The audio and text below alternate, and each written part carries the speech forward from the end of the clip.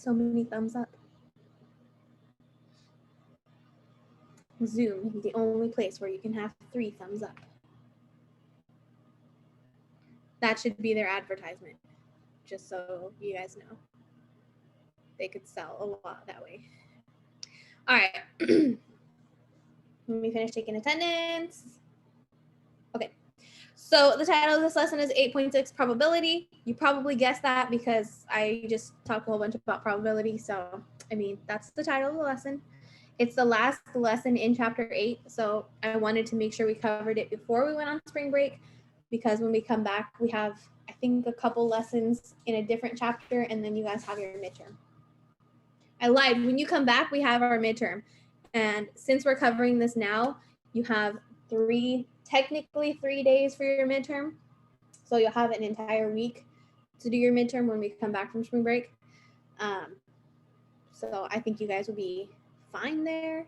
But yeah, since we're covering it now, you'll have extra time on your midterm. Cool, cool. All right. Key concept number 1. Please just read it. Please don't write it all down. You probably already know this, ingrained in your brain in one way or another. But basically, when things happen, those are called outcomes. And all of the possible outcomes make what we call the sample space, where we take samples from. Each thing that happens is also called an event. And those are all the events in the sample space. And everything usually in a sample space is equally likely. So like rolling a die, the possibility of getting 1, 2, 3, 4, 5, or 6 is the same probability for each one, because they all have the same probability of appearing out of 6. Same thing with a deck of cards. They're all equally likely to appear when you draw a card. Does that make sense? Cool. Give me a ta-da when you're ready for the first example. Look at you. Some of you are at 20% on your homework already.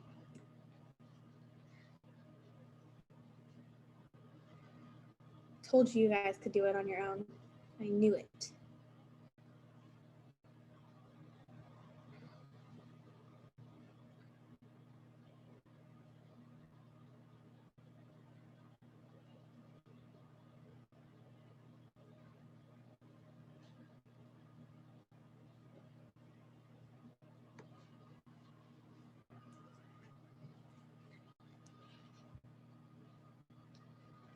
Did I say give me a ta-da?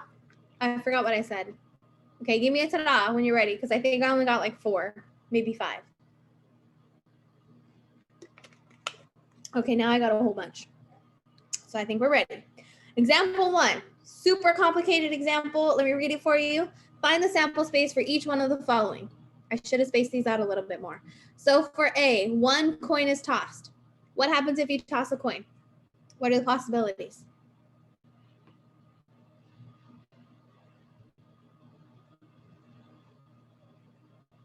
No one? We're not ready? Feel free to message me in the chat. I think you guys know what happens when you toss a coin. You either get heads or tails. The more you know. I wish that was like a reaction. That would be so great. Just, wait, no. Sorry, I was doing imagination. Wrong thing.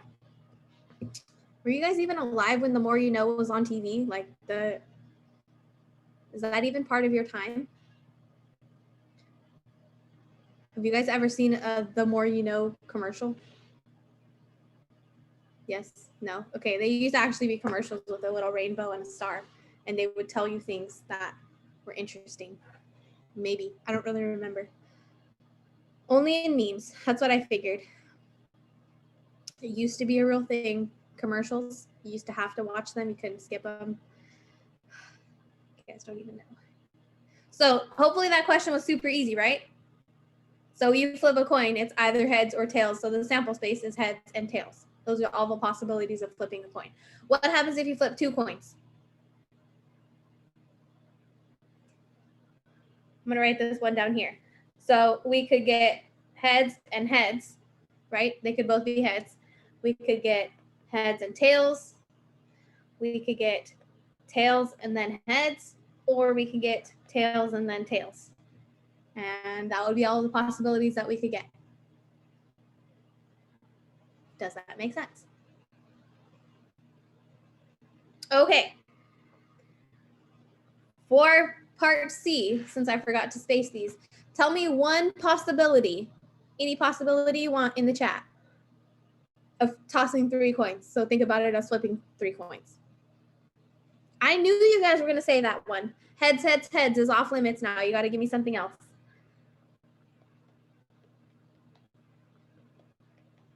I'm going to write them down as I see them. I see heads, tails, heads. Tails, heads, tails, tails, tails, tails. Heads. Oh no, that one's already on there. Wait, was that one on there? Okay, heads, tails, tails. I think we're missing a couple. I think there should be 8. 1, 2, 3, 4, 5. We have 6. So what 2 are we missing? Tails, heads, heads. I didn't write that one. You're right. Tails, heads, heads. And what other one are we missing?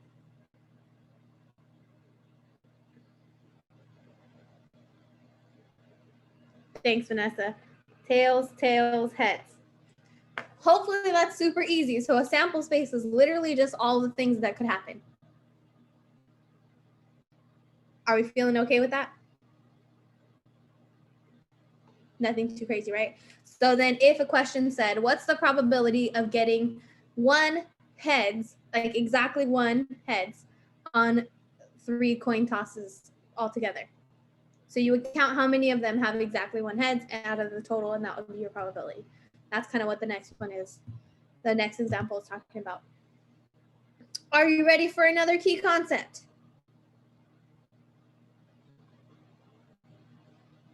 Bella's ready. Liam's ready. Ella's ready. Israel's ready. Luis is ready. Okay, here's your key concept. So this is what I just said earlier. To find the probability of any event ever, you think about how many times it actually occurs out of how many possible events have occurred. So for example, in the last one, if we wanted to know how many times it showed up as just heads, we would count how many have only 1 heads out of how many total things are in the sample space, and that would give us our probability. Anytime you find probability, it should be between 0 and 1. So like if I divided the last one, I think it could be like 3 out of 8, I think was the one I said. 3 divided by 8 is 0.375-ish, which is less than 1. So probabilities are always going to be between 0 and 1. If they're 0, that means they're very unlikely to happen. They're not going to happen at all. If they're 1, it means they're 100% going to happen. So think about it similar to percentages. Cool? Cool. Let me know when you're ready for example 2.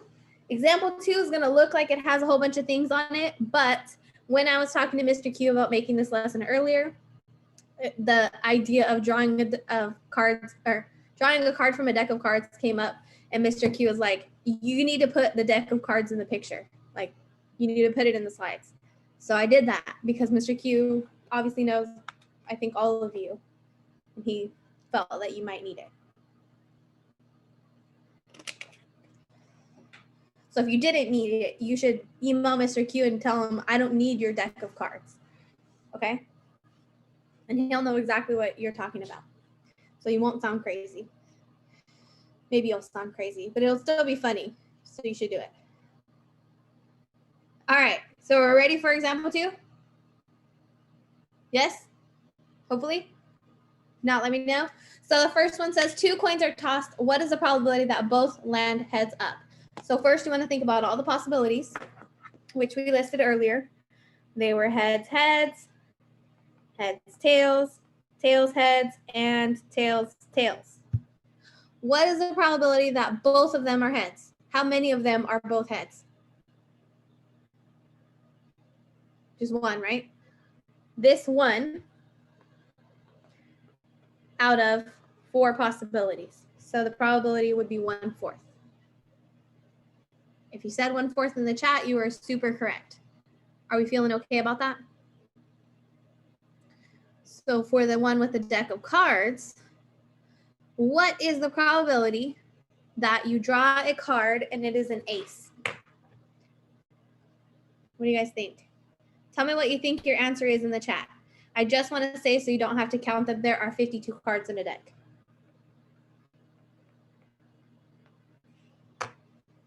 You're totally right, Liam. You're totally right, Bella. What is the probability that you draw a card from this set of 52 cards and it's an ace? Aiden, you're correct. Alexis, you're correct.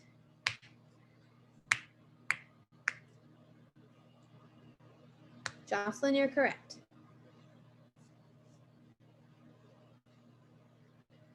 So maybe you're thinking, I don't know what an ace is. That's going to be the part that's difficult for probability, is you kind of have to know what the cards are. So an ace means that it has an A on it. So there are 4 cards that appear with an A out of the 52 cards. So our probability would be 4 out of 52. Most of the time, you want to simplify the fraction. Depending, like, especially if you're putting into a math program like WebAssign, they might be kind of picky. They might not be, I'm not sure. So if you have 4 out of 52, a couple of you guys simplified it. You could simplify it on a calculator by literally typing in 4 divided by 52 and then changing it back to a fraction. But it simplifies to be 1 over 13. So on Math Excel, try 4 over 52. And if it says it's wrong, just know that it means you need to reduce it. Let's go with our scale from 1 to 5. 1, I could do this on my homework.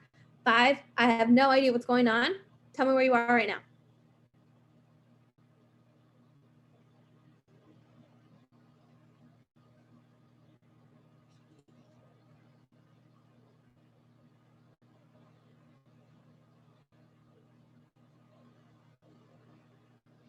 That's fair.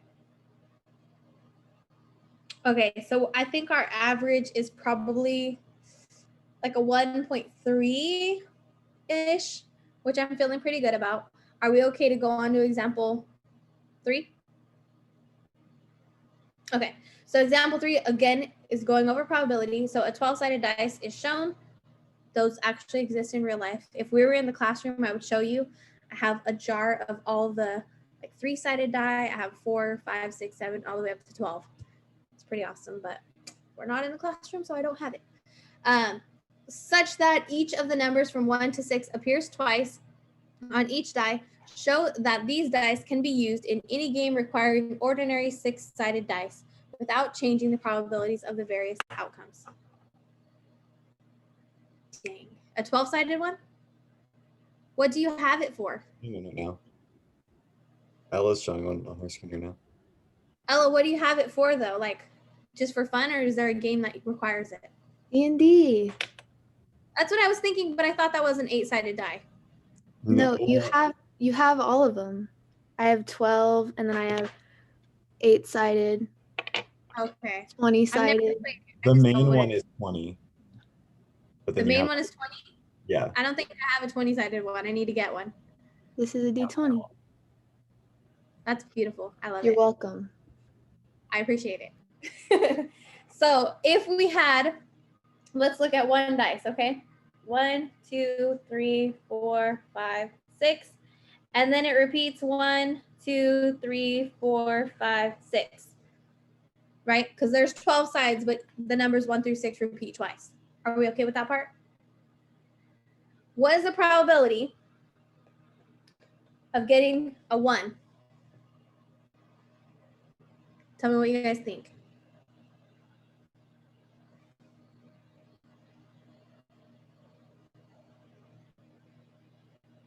Alexis says 2 out of 12. Do you guys agree? 2 out of 12? Do you agree that they're all going to be 2 out of 12? They are, right? They all show up twice out of the 12 possibilities. So the probability of a 2 or a 3 or a 4 or a 5 or a 6 is all going to be 1/6, which is the same as 2 over 12. I just reduced it. On a 6-sided die, what's the probability of getting a 1? Is it 1/6? It is, right? So that's all this question is asking you is it possible to use this 12-sided die that just has the numbers 1 through 6 twice? Is it possible to use on a regular game and not change the probability? And it is possible because they still have the same probability of showing up. Does that make sense? Nothing too crazy? Okay. Are you ready to move on to the next example? Okay. Wait, Aiden, are you ready? You look like you're writing stuff. You good? Okay. All right. So the number of colleges and universities in various regions of the United States in 2008 are shown in the figure. Hopefully you can see them all. I tried to make the image pretty big. One institution is selected at random. What is the probability that the institution is one of the 3 southern regions? So where are the southern regions? Let's go there. One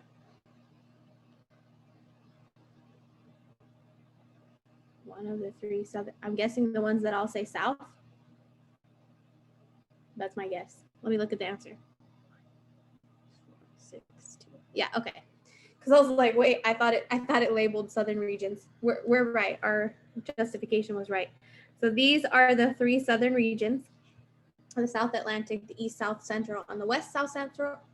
Can't talk. How many is that out of the total? Yes, it's going to require some adding. I know, but there is a question like this on your homework because this is what real life probability looks like.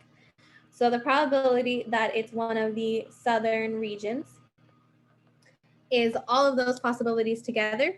So 406 plus 286 plus 754 out of the total. And I will tell you, because I have the book open, that the total is 4,347. You would get that by adding all of the numbers from the picture together. So like 581 plus 304 plus 453 plus 668, all of the numbers. And then our number on top is just the ones that apply to this scenario. So 406 plus 286 plus 754, which is 1,446. Thanks, Liam. I appreciate that. And then depending on the question, if it says to put it as a fraction, you can leave it as a fraction. If it says to put it as a decimal, you just divide 1,446 divided by 4,347. And the answer is approximately 1/3 or 0.333 repeating. Do we feel okay? Are you bored? No? I hope you're not bored. Like I said earlier, I don't want to be boring.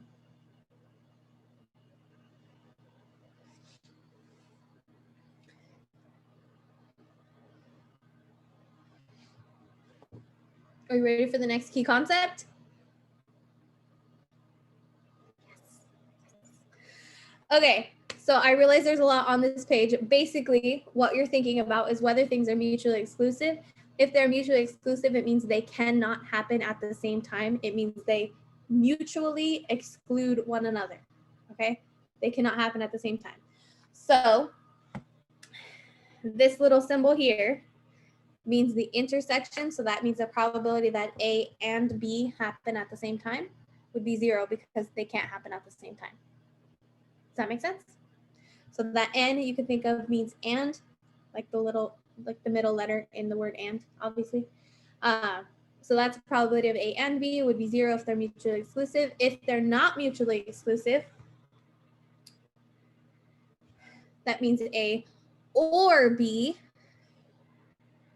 Let's just underline that really quick. There you go, A or B and A and B. So if it's A or B, you can add the 2 probabilities together and subtract where they overlap. And I know the formula sounds a little confusing, so in practice, you'll understand exactly what to do. I think you'll be just fine.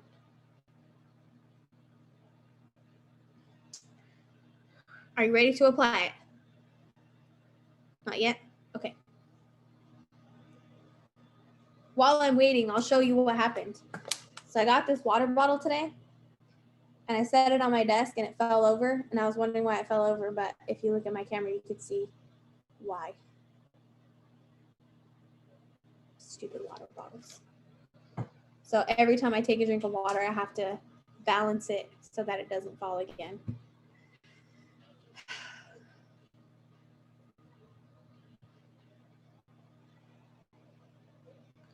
Are you ready to try it now?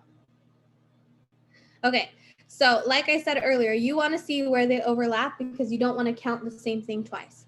So this question is also dealing with a deck of 52 cards, and we want to find the probability that a card is either a heart or a face card. Obviously, there is a heart face card, right?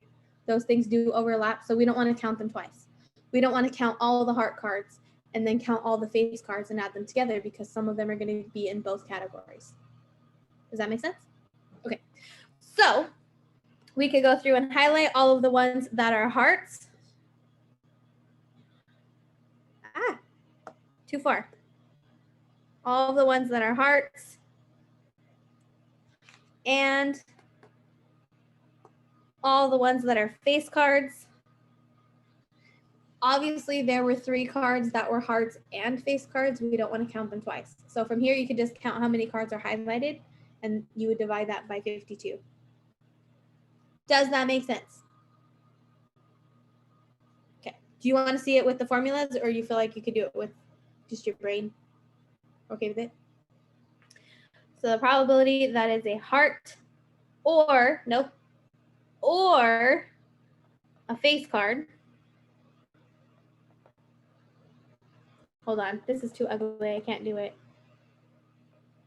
Heart, face, card would be the probability that's a heart plus the probability that it's a face card minus the probability where those two things happen at the same time. So in the terms of the formula, the probability that it's a heart is 13 out of 52. That's not a 52. What is happening with my brain right now? The probability that it's a face card is 1, 2, 3, 12 out of 52. Minus the probability where they overlap, which is 3 out of 52. So if you wanted to use the formula, you could, or you could just add them all together, and it should give you 19? No, it should be 22 out of 52. Cool? So you can use the formula if you want to, or you can just look at the picture because I think most of these have a picture included, and you can think about the question that way. Let's go back to our scale of 1 to 5. 1, I got this on my homework. 5, who are you and what's going on? Where are you at? Liam, no yawning. Does that mean you're bored? Oh, man. I'm just very tired. Fair. It's been a long week, huh? I know. I kept thinking that today was Thursday, and I got reminded so many times that today's not Thursday, and I'm like, man, it's still not Thursday? Like, no, it's Wednesday. You guys knew it was Wednesday, right? Okay. So we're like 1s and 2s. I feel all right about that. Because you'll have a little bit of time to work on your homework. You can learn more by doing that way. So for question 6, it's also talking about things that are listed in a table or a picture. So these are all mutually exclusive, meaning they cannot happen at the same time. I can't have 0 to 4 years of service and also have 30 to 34 years of service. Does that make sense? Because it's one or the other. That's what mutually exclusive means. It's one or the other. It can't be both. So if I wanted to find the probability that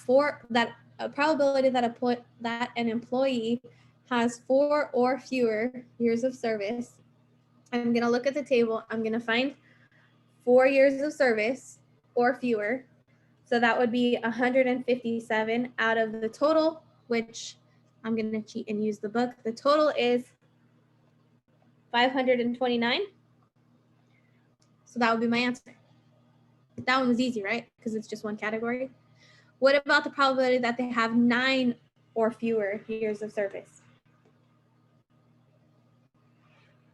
What do you think is going to go on top? Tell me in the chat. How many people have 9 or fewer years of service? Okay, now I need to add these up because you guys have different numbers.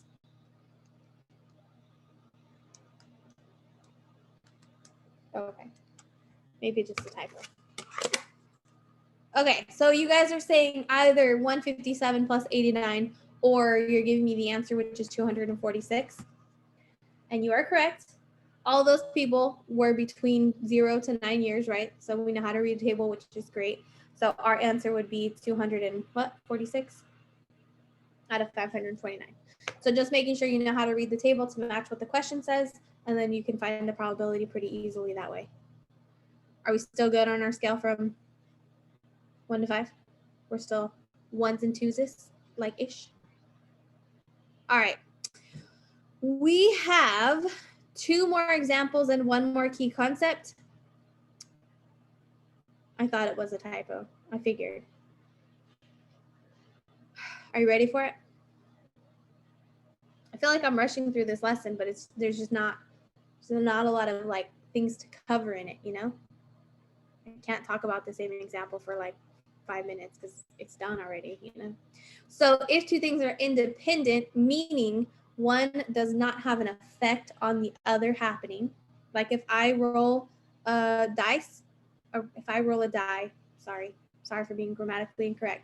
If I roll a die one time and I roll it again the next time, the second time has no effect on the first time, and the first time has no effect on the second time, right? If I roll a 1 the first time, it's not going to mean that I can't roll a 1 the second time. They're unrelated. Do you get what I mean? So that's what independent means. So if you're finding the probability of 2 things that are independent, the probability that they both happen, you just multiply together. So for example, if I was rolling 2 dice, the probability that I rolled a 1 and then I rolled another 1 would be 1/6 times 1/6, because that's the probability of each event, and my answer would be 1/36. Cool? And I think the questions even say that they're independent events, but just know independent means they don't have an effect on one another. Give me a open mouth when you're ready for example 7.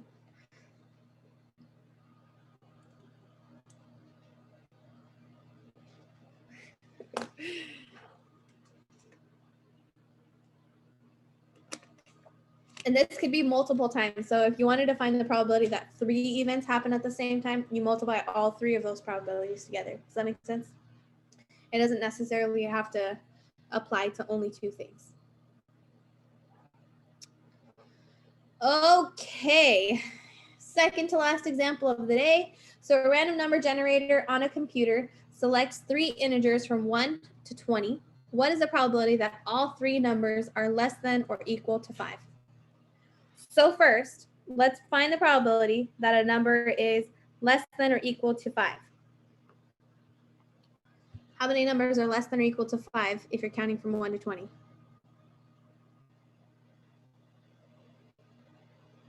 5. You guys did the same thing I did. I was like, 1, 2, 3, 4, 5. I had to make sure.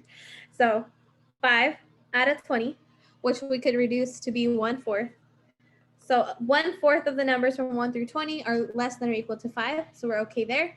If we wanted to find the probability that there were 3 numbers that are all less than or equal to 5, we would find 1/4 times 1/4 times 1/4, which is going to be 1/64. Yeah. I don't know why I did that. I have the book open. I could literally just look over there. Does that make sense? Are you still bored? Please don't be bored. We have 1 more example doing the exact same thing. I'm gonna let you guys do the last example because I think you'll be fine. Are you ready for it? Yeah. Last example. So now we have 13% of the adult population got most of their news from the internet. In a survey, 10 people were chosen at random from the adult population. What is the probability that all 10 got most of their news from the internet? And before you send me your answer, just tell me what you would type in, because the answer is going to have a lot of decimal or a lot of zeros after a decimal. So just tell me what you would type in to calculate it.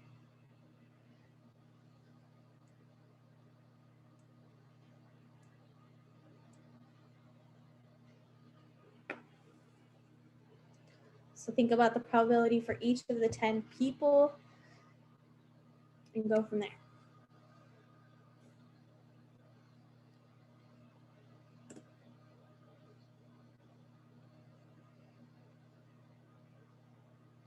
See, look, Stephanie's already done with her homework.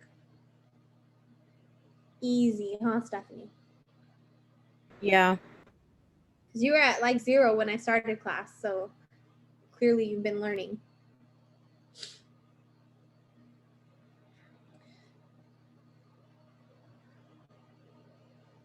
Do you want me to go over the question and then you guys could just work on your homework? Because I feel like quite a few of you are just doing that anyways. Yeah, you want me to do that? Okay. So what I would do in this question, instead of writing out 0.13 times 0.13 times 0.13 times 0.13, so on, how many times are you going to multiply 0.13? 10, right? So the probability could just be 0.13 to the 10th power instead of writing it out 10 times because that's a lot of work. And if you do that, I'm not even going to try to write the answer because it's like there's a whole bunch of zeros, but it's a really small answer. It's very unlikely. Cool. Hopefully